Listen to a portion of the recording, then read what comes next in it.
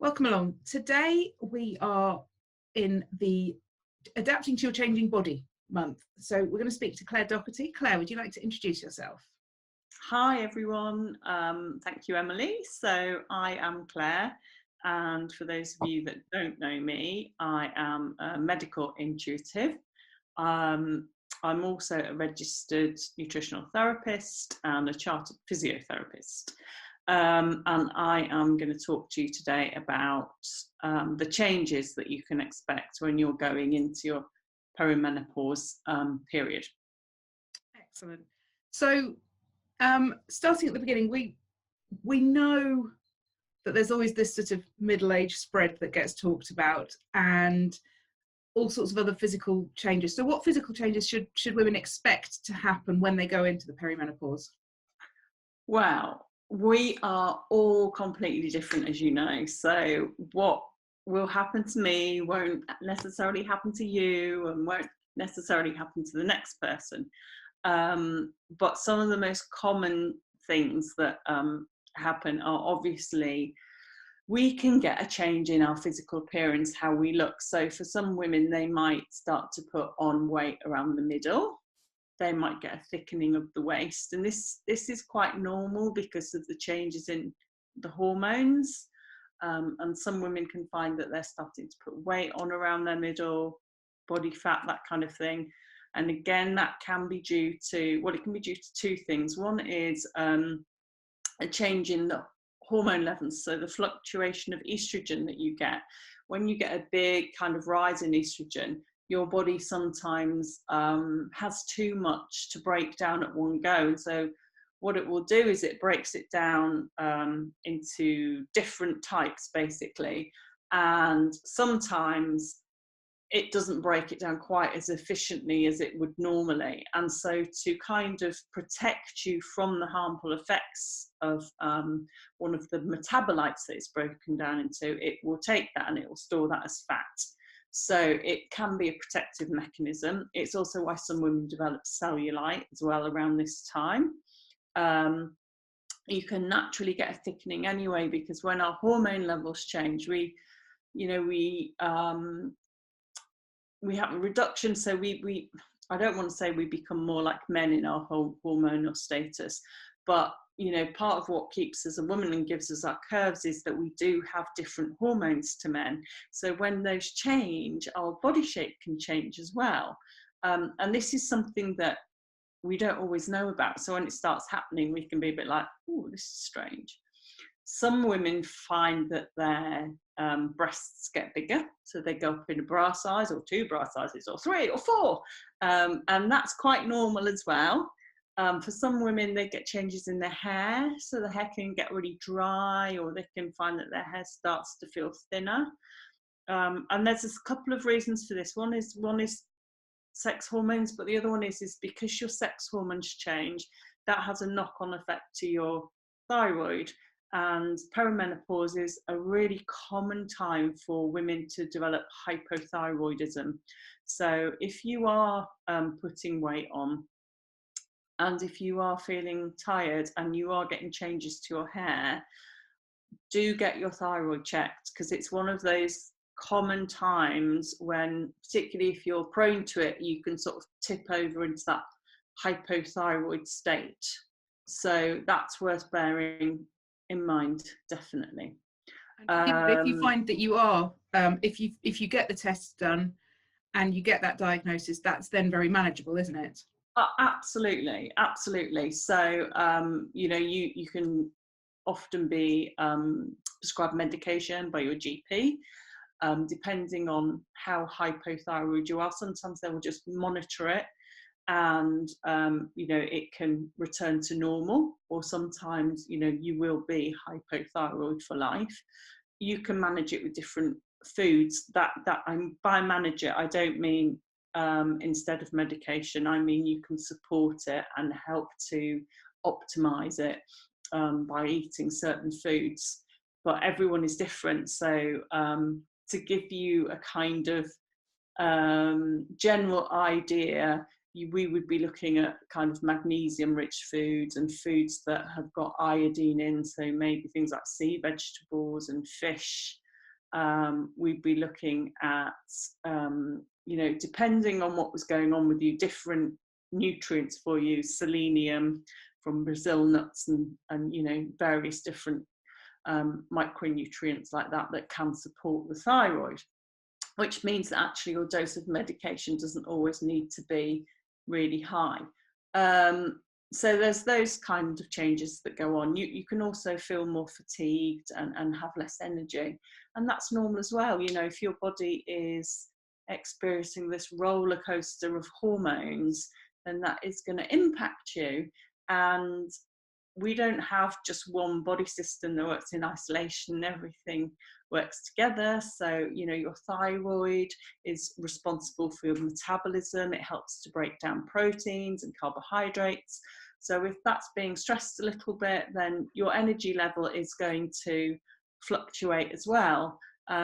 If you're quite, busy and stressed, then that can also impact your adrenals, which again will impact your energy. So energy is a big one, and I think being kind to yourself at this time and really kind of listening to your body is super important, because you're almost being called during this period of transition to sort of come back home and go into your body and to try and understand what's going on, and to try and kind of take the time to nurture yourself and go with it rather than fight against it.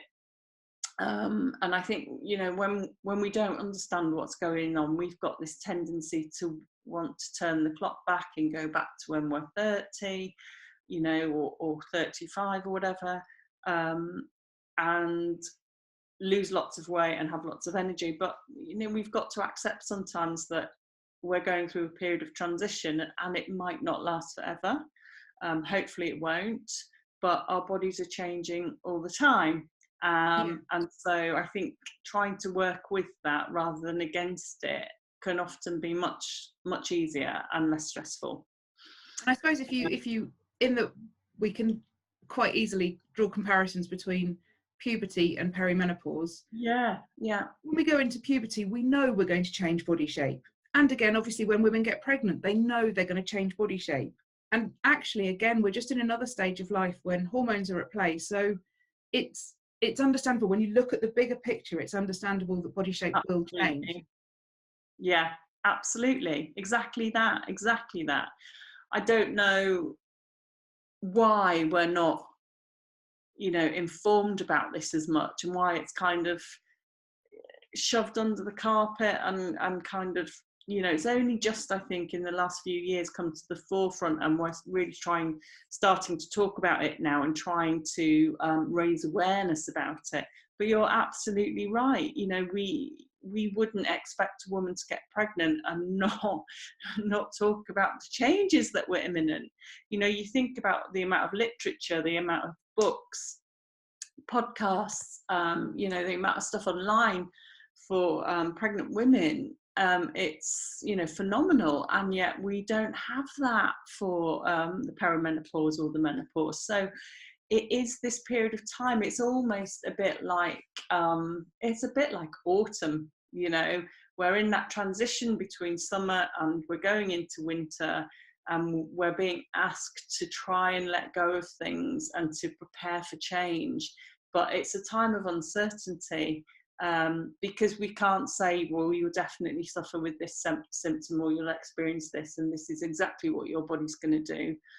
We know, we can draw parallels again with pregnancy, where we know your body shape is going to change, definitely, yes. And we know you're going to get bigger, and we know at the end you're going to have a baby. But we can't say, well, you're definitely going to have preeclampsia, and you're definitely going to suffer with morning sickness, and you're definitely going to develop gestational diabetes. And the same is true for the perimenopause. We can't say to somebody, well, you will definitely become hypothyroid, and you will definitely have mood swings, and you will definitely have insomnia. And that uncertainty, I think, can be, it can cause a low level of anxiety. And when it's happening, we can question it, and we can wonder, is this the perimenopause, or is this something else? But going on from that, the other thing that I would say to caution against is blaming every symptom that you get on the perimenopause, which is the other thing that we tend to do. And if you do start to develop any changes, and they're quite worrying, or you're not sure and you're anxious about them, then I would urge you to go and see your GP and talk about them. Don't immediately think, oh, it's because I'm going into the perimenopause.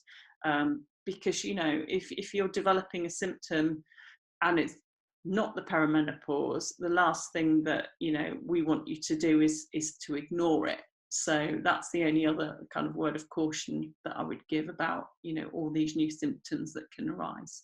Absolutely. And again, to draw the parallel with being pregnant, for a healthy woman going through a pregnancy, there are certain things that are to be expected and certain things that you wouldn't just write off as being part of that, and you would go and seek advice. And it's exactly the same, isn't it? Yeah, absolutely. Absolutely.